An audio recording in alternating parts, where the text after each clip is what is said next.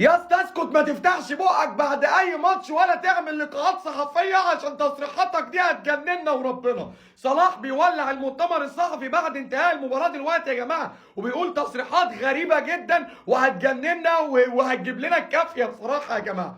مبدئيا كده الصحفي بيساله بيقول له دلوقتي يا صلاح نقدر نقول بعد الفوز على كوديفوار ان منتخب مصر بقى مرشح قوي للفوز بالبطوله، والاداء النهارده كان قوي جدا. راح رادد عليه صلاح بكل برود، قال له لا احنا يعني منتخب مصر ما نقدرش نقول ان هو مرشح قوي علشان اللعيبه بتاعتنا لعيبه محليه، والثلاث منتخبات اللي تاهلوا لنصف النهائي كلهم لعيبه بتلعب في التوب ليج وبتلعب في التوب الدوريات الكبيره كلها، واحنا يعني اقل من منتخب في الاربعه اللي تاهلوا، وربنا يستر وربنا يكملها على خير. فردد عليه الصحفي بسؤال تاني، قال له طب بص يا صلاح، يعني انتوا النهارده كان اداؤكم قوي جدا جدا جدا، وبجد بجد منتخب مصر ظهر بقوه كبيره جدا، وبجد فاجئنا منتخب مصر اداؤه النهارده امام كوت ديفوار. هل محمد صلاح النهارده يعني نقدر نقول انه نجم منتخب مصر الاول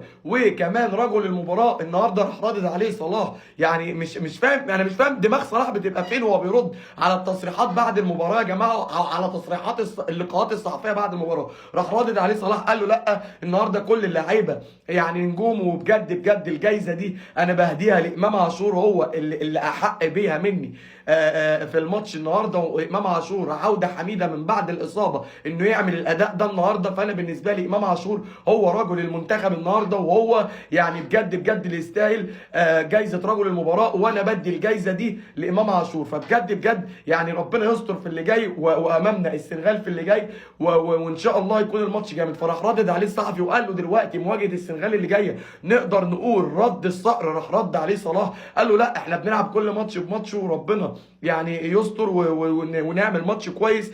وانا صديقي ماني يعني بجد بجد احنا الاثنين واحد، ومصر تكسب السنغال تكسب، يعني اهم حاجه تكون البطوله قويه. يعني دي تصريحات صلاح يا جماعه. هل صلاح يعني واخد نهج موسيماني انه ينيم المنتخبات وينيم الصحفيين وينيم الدنيا كلها عشان منتخب مصر ينزل يدي، ولا صلاح عنده حق ان منتخب مصر ضعيف يا جماعه؟ عشان انا مش شايف من تصريحات صلاح غير انه عايز ينيم المنتخبات كلهم ويقول لهم ان احنا منتخب ضعيف عشان اول ما نلاعب المنتخبات نلبهم. يا جماعه كل الناس يقولوا في الكومنتات تصريحات صلاح عشان ينيم المنتخبات، ولا تصريحات صلاح صح اننا منتخب ضعيف؟